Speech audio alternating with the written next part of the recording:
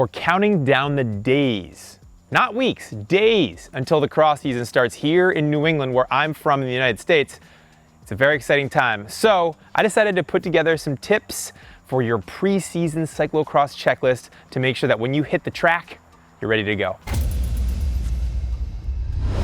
Okay, so first up, we're gonna talk about equipment. Now, during the preseason, it's really important to go through all of your gear from last year to make sure that your equipment is on point. Why? Well, if you do all this training and you condition your body and you're feeling strong, you get out on the cross course, you go through that first bump, bars go down to the ground, chain's broken, shoe broke, not cool.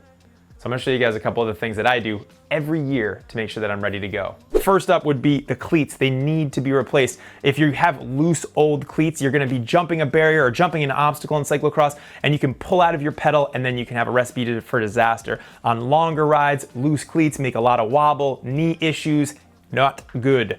So how do you get the cleats to be in the same place every time? Well, because I'm using the exact same tread and pattern that I have from shoe to shoe and year to year, you can see that this one measures up at 19 and this one also measures up at 19. It's a really simple way. It might be a millimeter here, a millimeter there. You gotta make some small adjustments after you get out on your first ride. You go back and you check them out, but overall, I've used that technique with a lot of success. First things first, you gotta get out in the garage and you gotta get that bike. You gotta see what's going on with it. If you're like a lot of my friends, your bike is probably still filthy from being hung up after the last race of the season in December or January. You finished the national championships, you were exhausted, you don't want anything to do with cyclocross, and you got straight into some pie around the holidays and your bike got hung up dirty. You gotta get that thing down, you gotta get it out in the light, and you gotta see what needs to be replaced. So we got the bike out in the light. It's obviously filthy. It needs a good cleaning.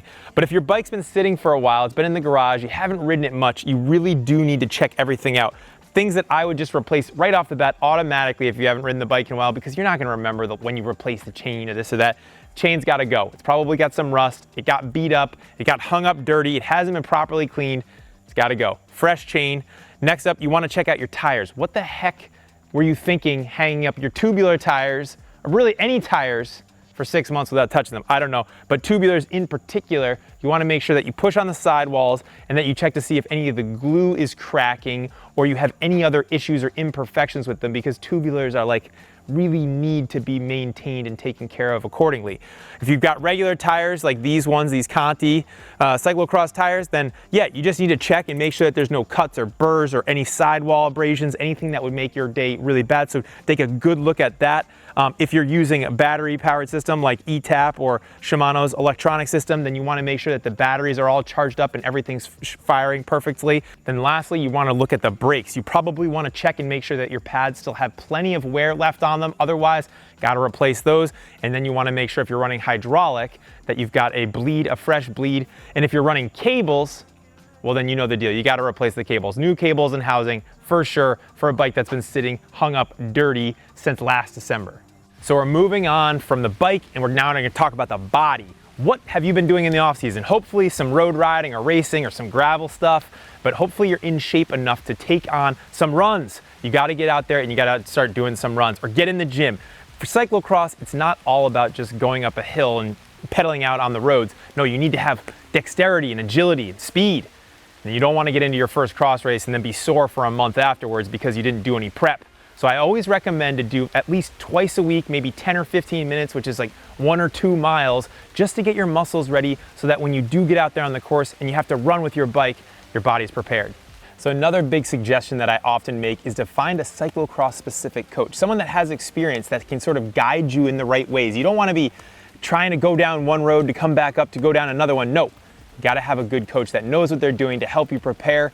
I always recommend too a good cyclocross camp, someone that's experienced, that knows their stuff, that can give you the basics and teach you exactly what you should be doing, how to get on and off the bike, things that we're going to go over in subsequent videos down the road, but definitely should do that and make time if there's one local in your area. So my last tip is make sure you look at your local race listings and see if there are any cyclocross training races around. They're usually 20 or 30 minutes long. It's a great place to go over your bike, see if your body's doing what it's supposed to be doing, blow out all the cobwebs, and it's a great place to have a lot of fun. It's too much to get right into the cyclocross season full gas. So doing like a shorter training race to make sure everything's firing on all cylinders is a great way to start your season. And they usually happen around this time of the year, August. So that's my last tip for you guys. If you're loving this cyclocross content, please give it a thumbs up. If you want to leave a comment below, please do. If you want to check out some of the other cyclocross content that we have, check out over here.